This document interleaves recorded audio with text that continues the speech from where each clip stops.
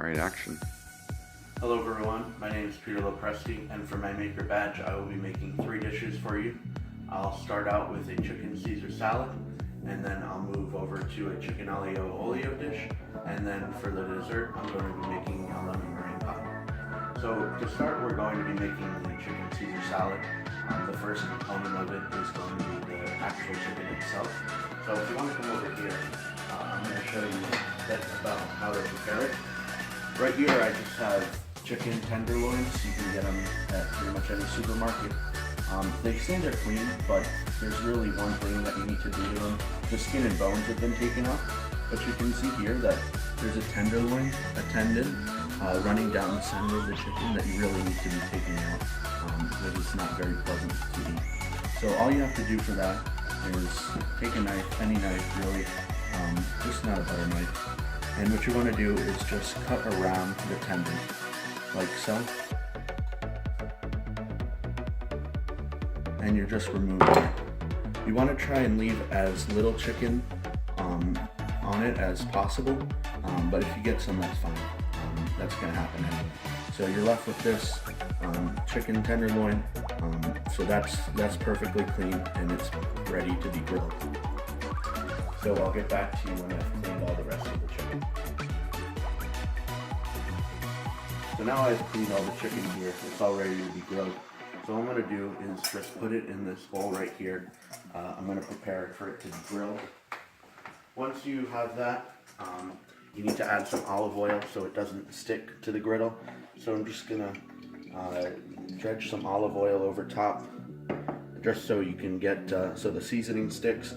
All I'm adding is salt, just a bit of salt and some crushed black pepper. Be generous on this, because this is the only time you're going to season it. You can't season it afterwards, so make sure you're generous with that. Once you've added enough olive oil, salt, and pepper, all you gotta do is toss it around, like so. Make sure you get all the seasoning in throughout all of the chicken breast, so it's evenly seasoned. You can put this aside, you don't have to grill it immediately, but I'm just going to put it on the grill straight away. You can see now that it's been adequately seasoned and oiled, so all you do is put it on the grill. You don't need much spacing in between each tenderloin, so make sure you have the heat on high so you get a nice sear on it. So yeah, that's all we're doing. We're just grilling the chicken, making sure that it's seasoned and seared on both sides. So in about 2 or 3 more minutes, we're gonna flip it over. And after that's all cooked, we're gonna get it sliced up and ready to be served. So in the meantime, while you're waiting for your chicken to cook, you can prepare the rest of the salad. So for this Caesar salad, I'm just using romaine lettuce. All I've done to it so far is slice it up into bits, edible bits, so it's easier to eat. So just slice it up, wash it, unless it says pre-wash, but you should generally wash your lettuce before using it. So I have. I've also dried it using a colander. So make sure before you put this in the bowl and before you finish the salad that it's completely dry, because you don't want any excess water to run off and to mess up the dressing or anything else. So make sure that's completely dry before you put it in. I also have grated Parmesan cheese. You should get it in blocks in advance and then grate it as close to when you're going to use it as possible. Try not to get the bagged version of it. It's a lot more fresh and tastier if you grate it close to when you use it. So now I believe our chicken is ready to be flipped. It's been on this one side for about 2 minutes now. When we flip it over, we have a nice sear on it, which is exactly what we want. That'll give it some extra flavor.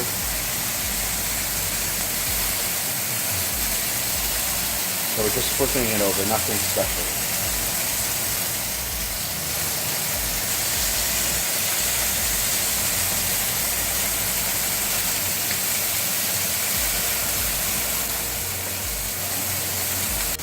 So we're just gonna let that finish cooking for another few minutes or so.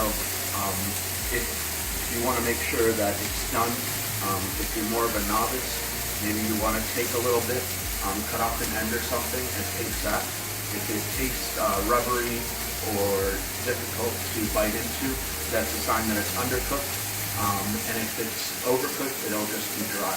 But what you want is moist, it easily peels off. Something like that would be perfectly cooked chicken. So we'll let that cook down for 2 or 3 minutes, and then we'll get back to you when that's finished. So the chicken's been cooking for a little over 5 minutes now, so it should be all set to go. All we're going to do is just take it off the grill. Very simple. Because you don't want to cut it on the grill. That's not good for the surface. You can easily scratch it. So all we're going to do is take it off. Come over here where we're going to cut it up. So usually before I cut anything, you just want to cut it and make sure it's cooked. That's very well cooked. You can see that it's peeling a bit. It's not pink in the center.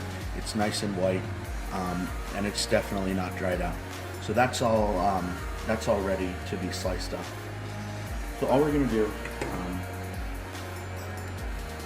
is good. So all we're going to do is slice it up. You can slice it whatever way you want. Personally, when I make it, I just make it into little nuggets, nothing too big.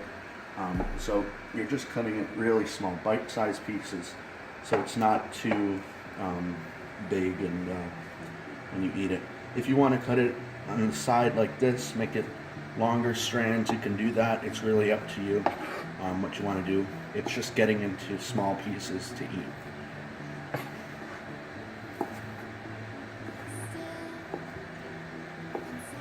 As you can see, because we cooked it on a high heat and on the grill, you're going to get those grill marks, and this will pack more flavor in it. It'll also give it a bit more crunch when you're eating it, which is usually what you like to eat.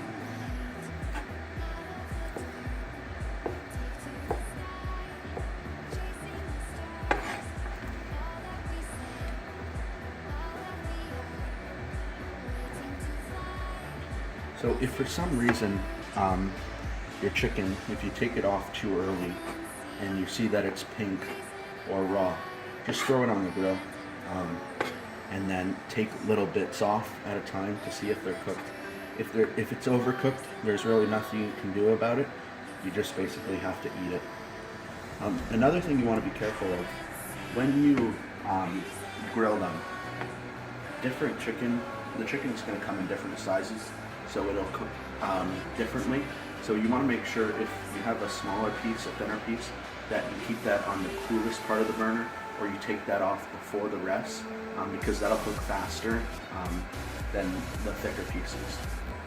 So now that we have that sliced up, we're ready to actually prepare the salad. So I have here the romaine lettuce that I chopped, and it's dried. And you can take any bowl you want and basically just put it in, simple as that. This might be a big bowl for the lettuce, but it's alright, you can just get a bigger bowl. To that, I'm going to add the Parmesan cheese, which was freshly and recently grated. Be generous with that because it's going to almost dissolve into the salad. So, and you want that flavor, so don't be skimpy on that.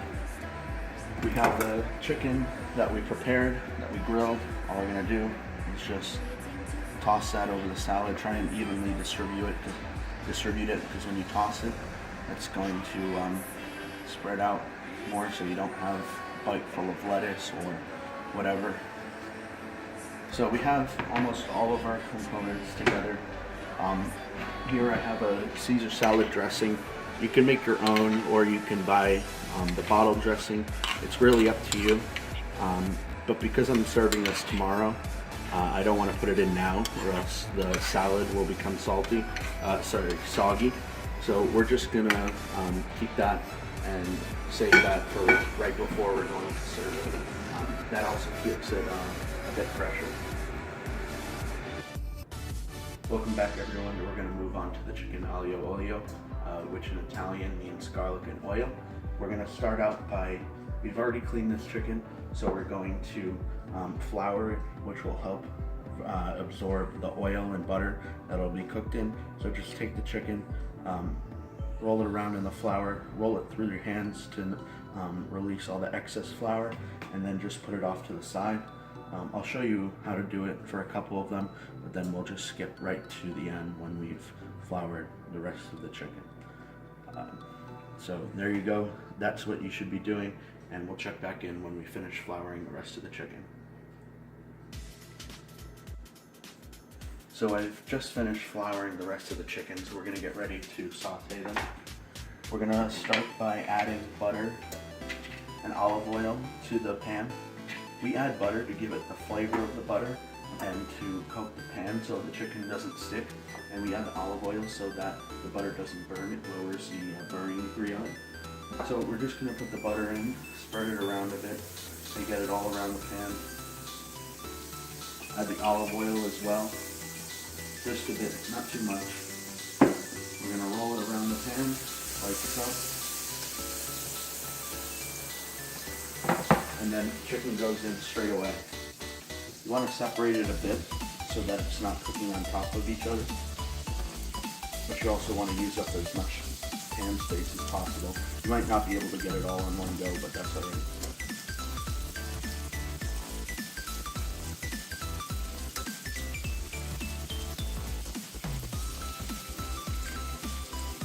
And as this is cooking, it's going to shrink a bit, so if you want, after you flip it over once, you could probably add a bit more. But for now, we're just going to start by just filling the whole pan with chicken as much as possible. It smells really good. Alright, so I think that's as much as we're going to get in there. So once again, we're going to continue to season it with the classic salt and pepper. Once again, unless you don't like salt and pepper, be generous with it. It's going to pay off in the end.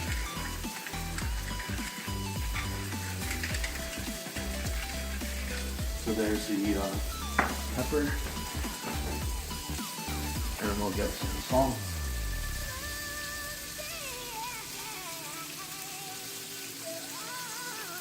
Alright, so we'll check back in.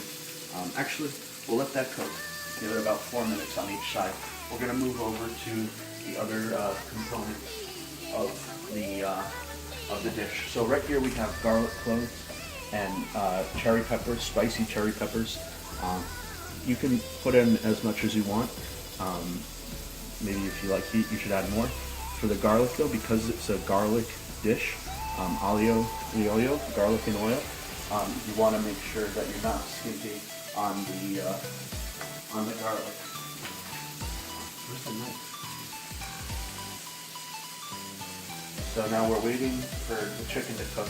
We're going to start chopping on the other components of the dish. As I said before, this is just spicy cherry pepper and garlic cloves. So all you want to do is just chop it up. Try and get it nice and fine. You don't want to get too many big chunks in there because it is spicy and no one wants a big mouthful of spiciness. So just chop it both ways. You basically want to mince it. So you got small pieces. Try not to get rid of these seeds because that'll also add spiciness and more flavor. So you want to keep all of that together.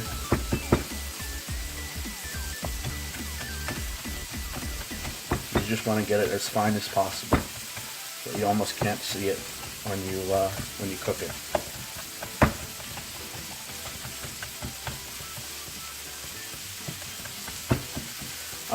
Another thing when you're cooking, it's always good to wash your hands. So anytime, especially when you're handling raw meat like the chicken, you want to wash your hands like I have often. So now that that's chopped, we're going to move to the garlic. Same thing, you just want to get it nice and fine because garlic can be potent. So you want, if the smaller you get, the less likely you're going to get a very garlicky bite. You can do it one by one, or you can do it all together. You're just mincing it, so it's nice and fine. And it's alright if the peppers and the garlic's mixed, because it's all going into the same pan.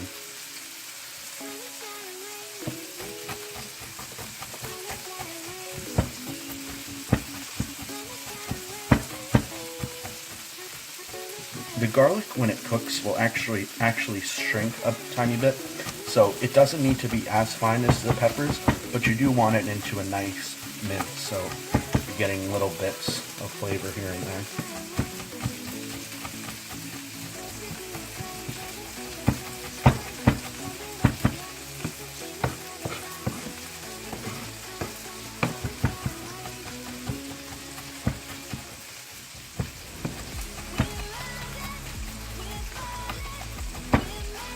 If you don't have garlic for some reason, you could substitute with garlic powder, but really adding fresh garlic is what you want.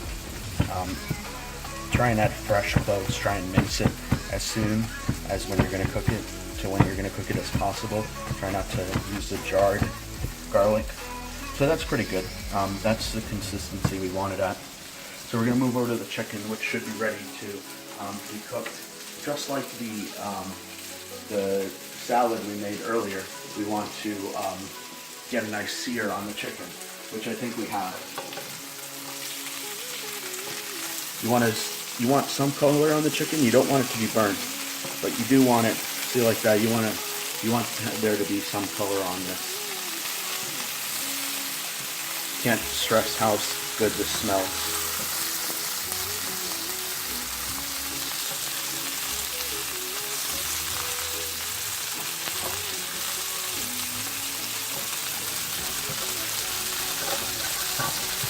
So you're probably noticing, as I said earlier, that this is really shrinking, so freeing up more space. So that's what we're going to do. Pack it into the corner.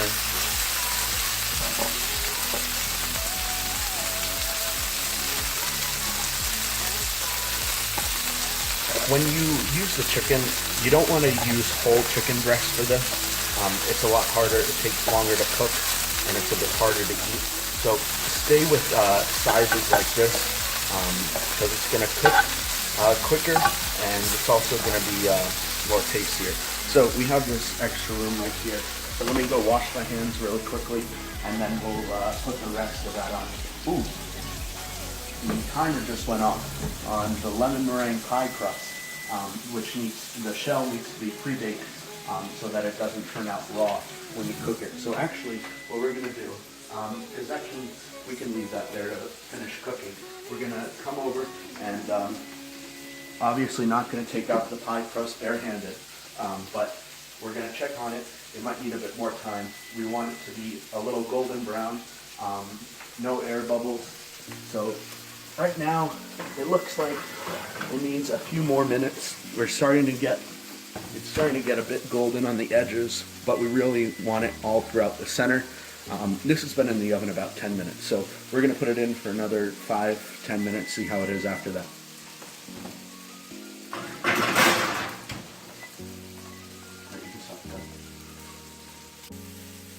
So the last of the chicken is finishing up cooking, so we'll head over to the lemon meringue pie. Obviously, one of the components in lemon meringue pie is actual lemons. So we're going to zest these lemons, so it adds more of an intense acidic lemon flavor than just the lemon juice or lemon extract. So it's really simple. You just grate it. You also want to wash these. These have been washed before. Usually they're not washed because you don't normally use the outside, but in this case you definitely want to wash them, and you're just grating them like you would grate cheese or anything else. The recipe calls for about 2 teaspoons, which one lemon should cover, but depending on the size of the lemon, you might need 2 or 1.5. So you can see on the other side, you're getting the zest.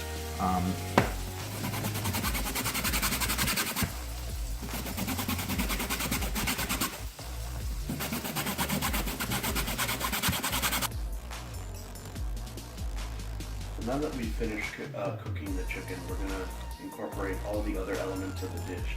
and finish it all off. So I have the chicken into this little platter to stay warm. We're just gonna add a bit of butter into the pan. I've already added a bit of oil. We all know why, so it doesn't burn. So roll it around again. This time you can put all the chicken in because it's cooked most of the way. It's not cooked all the way though. You don't want it to get dry. So we're just going to spread it around a bit, let it absorb and be covered in the oil and butter. So that's all set. So now we have our minced chopped garlic that we're going to add in. So you can either add it in all at once, but if you spread it around, it incorporates more evenly. So we're adding the garlic, and that's going to render a bit. Now let the chicken kind of absorb all the flavor and be covered in it.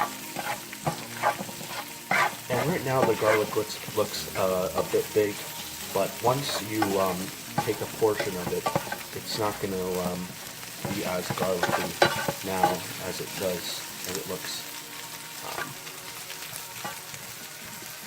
So that's pretty much covered and looks good. Now we're going to add the other elements. So we have the just chopped cherry peppers. That's our spicy component. So we'll add that in. Same thing. Mix it around. Let the pepper incorporate.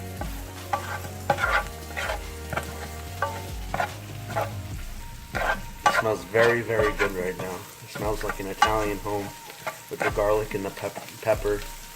Fortunately, it's after dinner, so I can't really have this, but you're gonna love it tomorrow. All right, so that's all there. That's all incorporated. So we're switching up camera angles now to add these capers. So same thing, just roll them around. These are a bit salty, but they add a very nice component to the dish.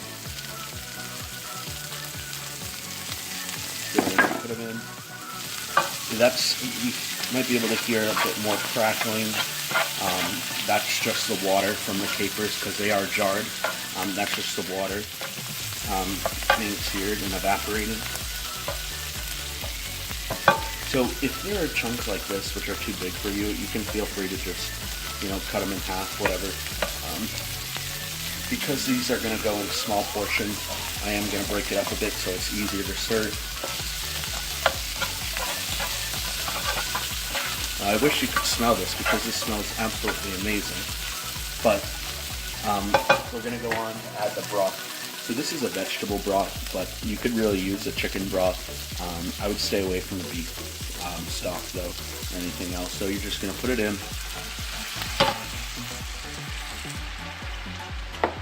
Kind of twirl the pan a bit so that it gets to all sides of the pan. A little mix. And we're going to let that come to a boil. It shouldn't take very long. It already is. I have this on 400 degrees, but if you want to cook it slower, turn it down, but I want to make this quick. So I got it up high. I'm just going to keep breaking up these pieces a bit. That'll also help absorb more flavor.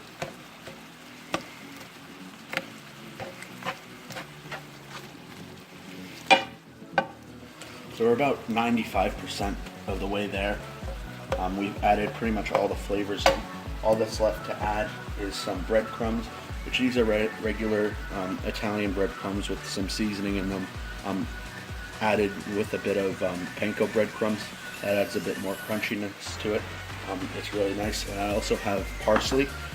You can use fresh parsley. That's probably best. Because I couldn't get a hold on any, I use dried parsley. The only thing you want to be aware of is when you use dried spices, like parsley, thyme, whatever, you want to use half the amount of a recipe that calls for fresh spices.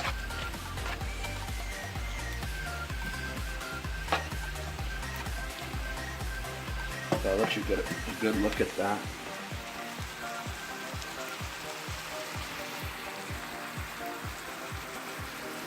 So now we're just gonna let this simmer. Basically just turn down the heat, let it thicken up, because we don't wanna add the breadcrumbs now, or else it won't really stick to any of the chicken, which is what we want it to do. So we're just gonna turn down the heat, let it simmer for about 5 minutes. While that's simmering, I'll take you over to the lemon meringue pie, which I didn't fully introduce, but I have started that because it is getting late. So if you want to come over here, what I've done is I've made the filling for the pie, which just consists of sugar, cornstarch, milk, water, egg yolks, some lemon juice, lemon zest, and a little bit of lemon extract. So it's in here cooling down because we don't want to put it straight hot into the pie crust, which, speaking of the pie crust, I have over in the freezer over here.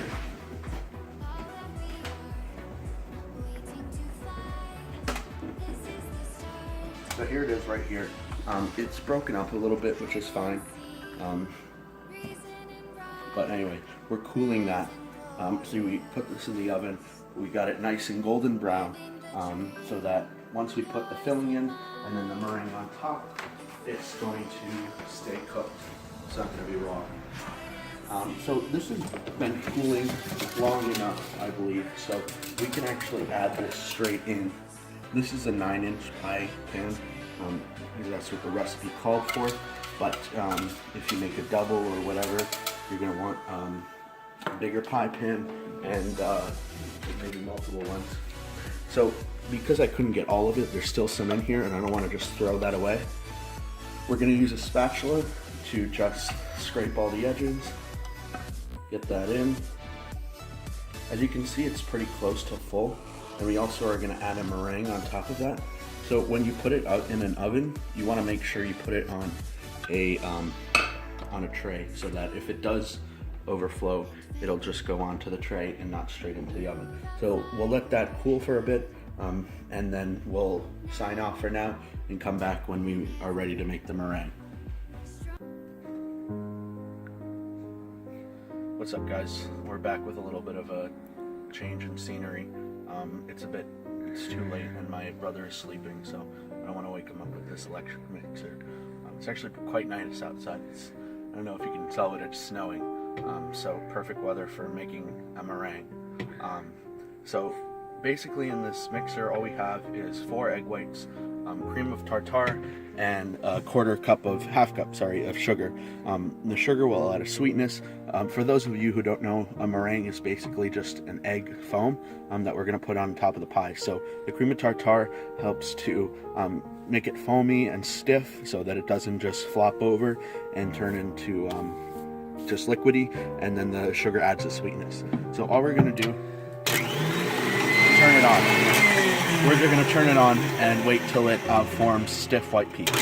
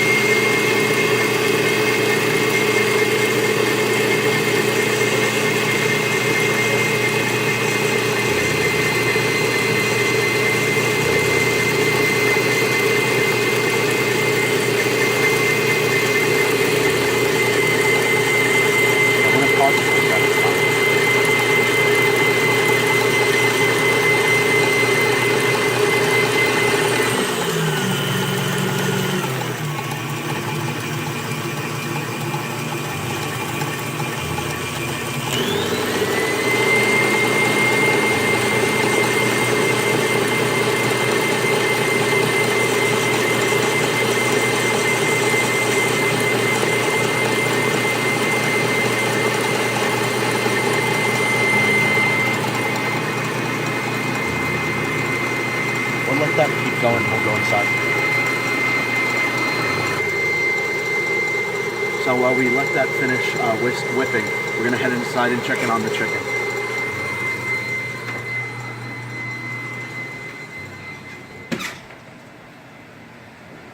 Oh my gosh, it looks beautiful, it smells amazing. Have a little taste. delicious. You're gonna love it. So I've already added breadcrumbs and the parsley. So right now this is all complete. You typically want to serve this within 5 hours maybe, unless you reheat it, in which case it can probably keep up to at least a couple weeks. But let's go check on the egg whites right now. They've been whipping for a few minutes, so they should be nearly done.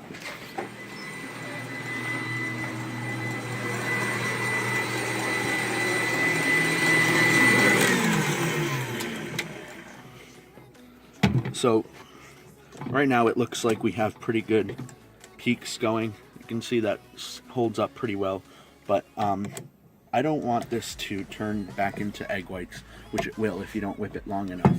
So we're gonna let this whip a bit longer, maybe for a minute or two more, and it should be all set to go on top of the pie. We're back inside. We finished whipping the egg whites. They're nice and stiff. So all we're gonna do is just put it on top of the pie. Try and be gentle with this. You don't want the lemon to overflow too much, but inevitably it might.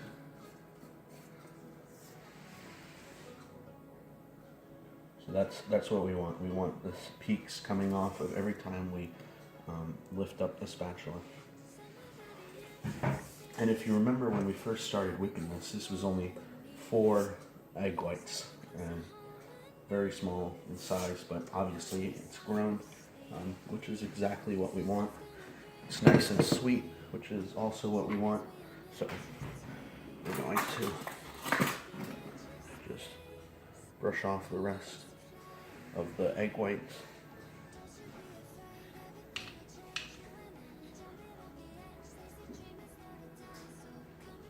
Alright, so this is enough. You don't want to just put this in the oven, so what we're going to do is just very gently spread it across the whole entire pie.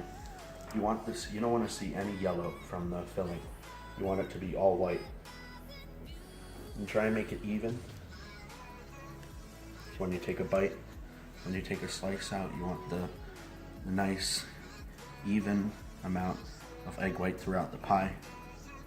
Try and do it as best you can, like so. You want to make somewhat of a peak at the center, but you don't want to do it so much that you leave hardly any for the outside. So try and make that as even as possible.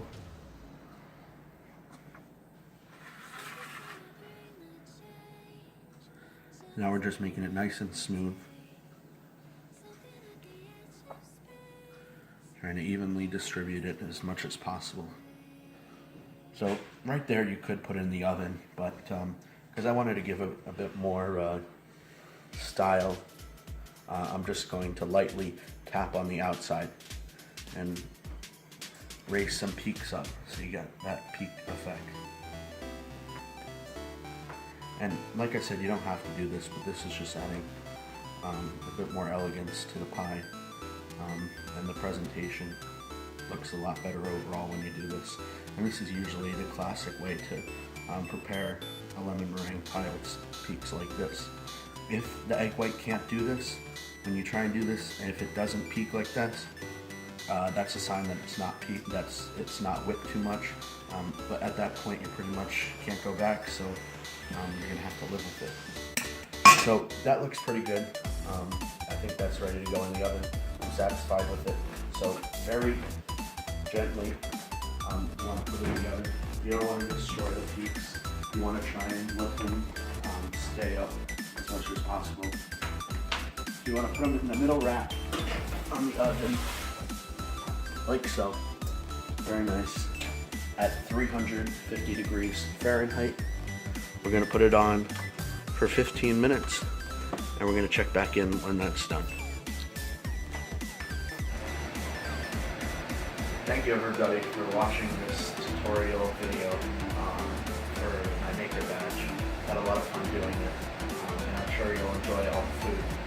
I hope you learned something. If not, it's alright. Ooh, that's the timer for the pie.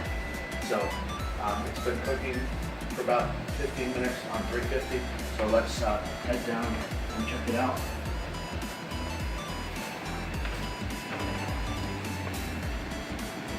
first impressions are everything. So far it looks pretty good. I'm not too satisfied with the color of the peaks, so I might put it in. I think I am actually going to put it in for a few more minutes, get it a bit darker, because that's really what we're looking for. But it looks good so far. The peaks are staying up and intact, which is what we want.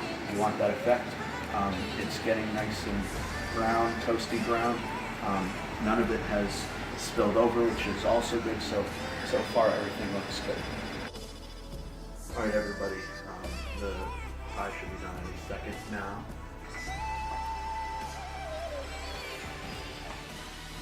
So first impression, it looks very good. Almost textbook. Really nice. The peaks are nice and toasty. Everything is a nice golden brown, which is the way we want it. Crust might be not as perfect, but that's still fine. So that looks good.